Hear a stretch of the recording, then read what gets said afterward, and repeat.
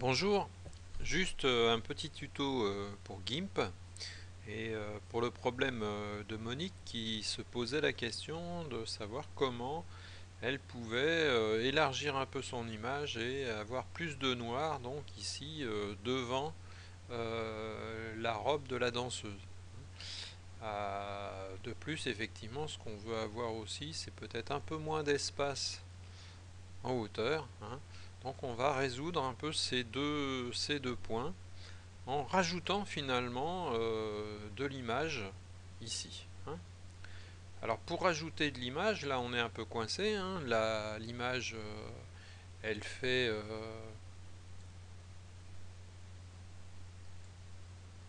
640 de large par 966, hein, et donc il nous en faudrait plus, hein.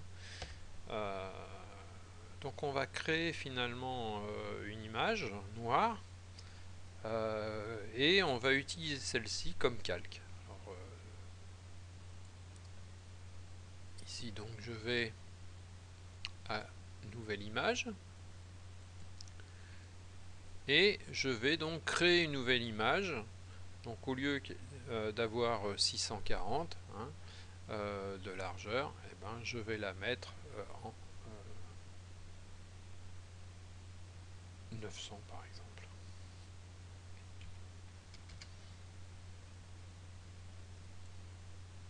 Alors bon, je l'ai créée blanche, j'ai raté, hein.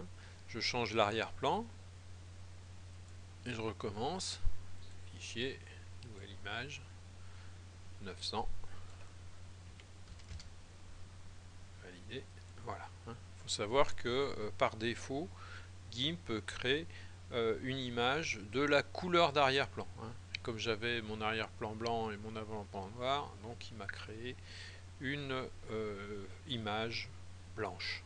Alors maintenant j'ai inversé, après avoir inversé donc premier plan blanc, arrière-plan noir, là il m'a créé une image noire. Donc maintenant je vais prendre l'image de la danseuse, voilà, hein. Je vais la copier, édition, copier, je vais dans ma seconde image, mon image noire, et là je vais la coller, édition, coller. Au lieu de mettre coller tout bête, je vais faire coller comme nouveau calque. Et ici, vous voyez, dans mon menu des calques, j'ai ici mon arrière-plan et mon calque. Mon calque, hein, je peux le déplacer, hein. Sur mon image, vous voyez, je peux déplacer mon calque. Mais tel qu'il est placé, il me va bien, hein. Et déjà, j'ai résolu un des premiers points, hein, c'est que j'ai ici mon image, hein, et puis ce que je voulais, c'est-à-dire de l'espace ici devant, hein. Bon, ça tombe bien, mon fond est noir, donc du coup, effectivement, une image noire en dessous, ça me va bien. Je n'ai plus qu'à aplatir, hein, et j'aurai donc fusionné vers le bas, et voilà, j'ai donc mon image créée.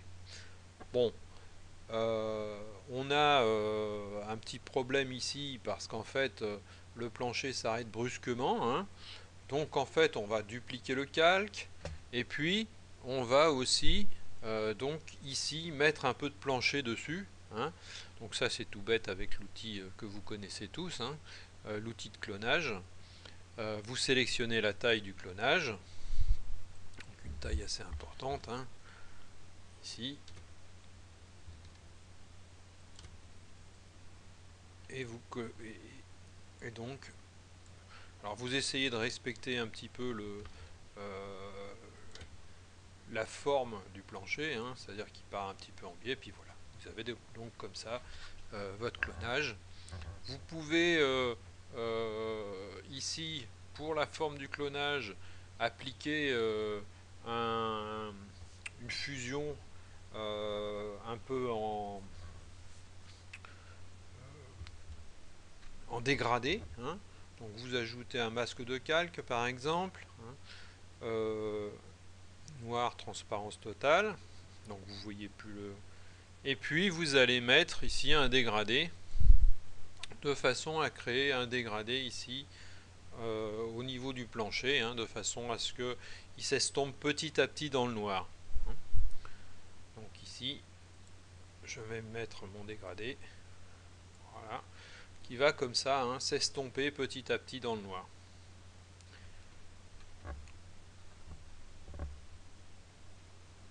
Alors on peut s'estomper un peu plus, voilà.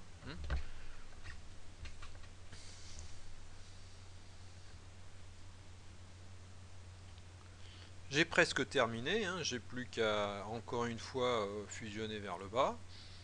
Et puis je vais retailler mon image de façon à obtenir une image un peu plus conforme à ce que je voulais.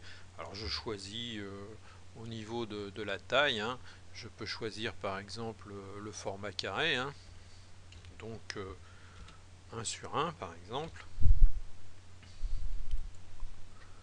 et voilà.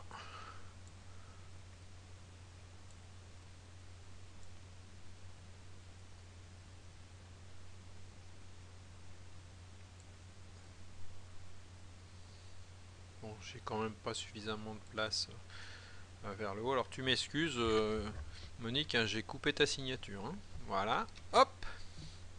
Et voilà ma danseuse, donc avec un peu plus d'espace ici devant elle. Et puis la robe qui tourne bien, qui est magnifique. Bravo Monique pour cette photo.